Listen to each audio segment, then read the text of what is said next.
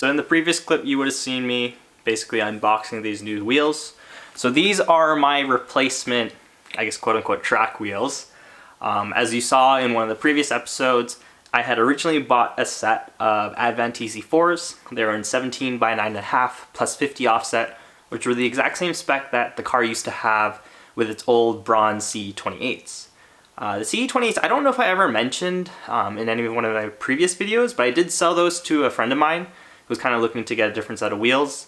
I ultimately went with the Rega Masters as kind of a street setup and kind of was looking for something as a replacement track setup because my old Advan, Enkei NT03 RRs, they're S2000 spec for stock body without having to roll fenders or anything like that, so they were pretty high offset at 63 with 17 by 9, and unfortunately I had to run a spacer to clear my big brake kit in the front, so didn't really like the idea of running spacers on track, although I did do that a couple times, but kind of wanted to eliminate that, so got those Advans, and then these popped up. So as you can see, color's pretty bright and wild. So these are hyper blue, obviously CE28s again, so coming back kind of full circle to what the car had previously, and those in the 17 by 9.5 plus 50 offset were called Evasive spec wheels. It gets really confusing though because Evasive has multiple different specs depending on what wheel you're looking at.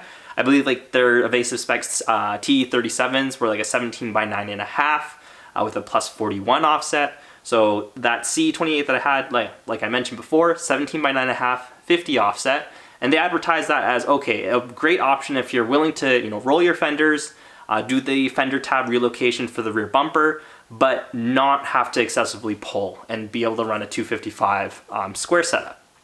Now these are also Evasive spec, but they're not that same spec. These are actually a 17 by 10 with a 50 offset. So obviously half an inch wider, still the same offset, so it's actually going to fit very similarly to what my current Rega Masters are, them being an 18 by 9.5 with a 45 offset. I believe it kind of it's a little touch less aggressive than that.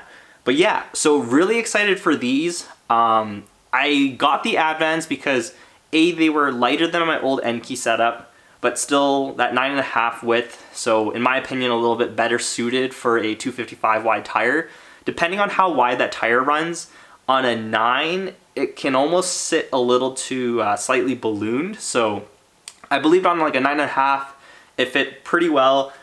On a 10, basically a 10-inch wheel with a 255, it'll likely be slightly stretched. I have read into some things where that slight stretch actually does aid with adding more rigidity on the sidewall, so hence a little bit better for track use. But yeah, so it'll be interesting to see how that goes. The other cool thing with these is that these are actually lighter.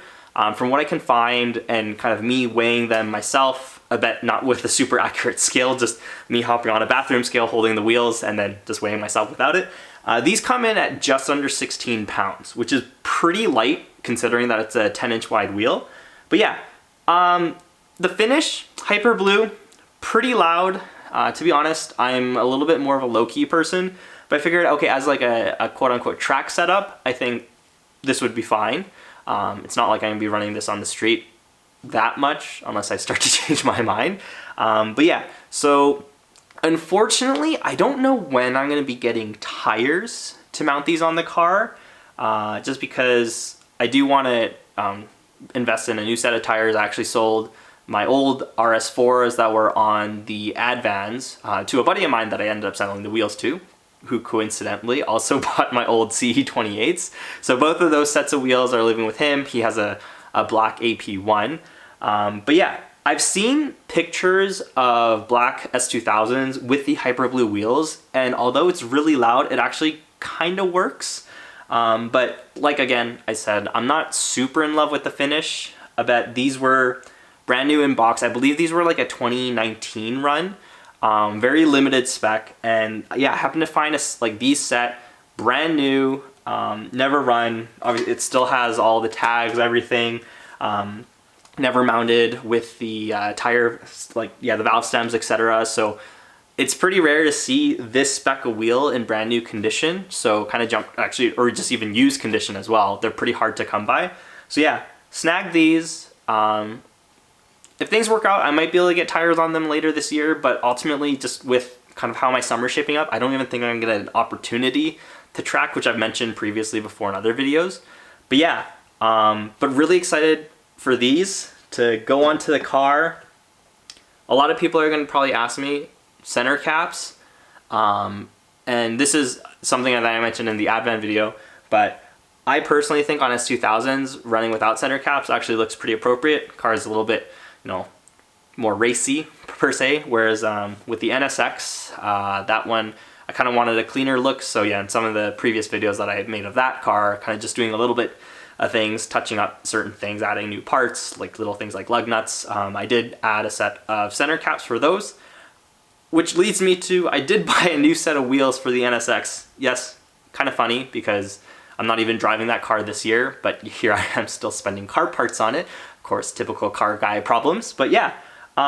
So when these do get tires, I'll mount them on the car and you can see how it sits kind of fitment wise, but I probably will do a test fit of these without tires, and I'll probably put that in right here. So as you can see now, I have the wheel test fitted on the car. Right now it's under full droop, so not really the best look. And another thing that I wanted to mention, I did actually have to run a very small spacer here. From what I read, these wheels, it was kind of hit or miss depending on clearance for certain BBKs. I know some clear without a spacer, some require a spacer. I put these on and immediately noticed that it wasn't gonna clear the front calipers. So luckily I had a 3mm slip-on spacer, and that gave me just enough clearance. As you can see, it's quite tight, but we do clear. I think it looks tighter than it actually seems. Like it's probably a few mil there. I think like really it probably just needed like a 1mm spacer to clear. But yeah, looking at it on the car, so again, it's on full droop right now, so not really the best representation, but I don't actually mind the blue. And yeah, I think fitment wise it's gonna be pretty nice. As you can see, like full droop, it does poke out a little bit here, but I think with tires that will, and then at ride height, it'll settle actually in quite nicely. So yeah, there's a first look at the new CE28s on the S2000. Pretty stoked with how they look actually. Not bad. It's an interesting color combination, but I think it works. So yeah, here's a little sneak peek in terms of what they'll look on the car. Obviously when I get rubber on them, etc., I'll put them fully on the car. But before we do that, you obviously need to order tires, get the tires mounted, ceramic coat these wheels just because they are gonna see a lot of brake dust, etc. on them. But yeah, thank you for watching. If you have any questions or comments, feel free to leave them below, and look forward to either the next S2000 video or NSX video. I still do have a little things for this car. So like I mentioned before, do have a new set of wheels for this, so I'll probably maybe dive into those. I have the old CE28s that were on the NSX here. Tires dismounted because those are going to a new home. But yeah, look forward to more content in the future, and thanks for watching. Bye.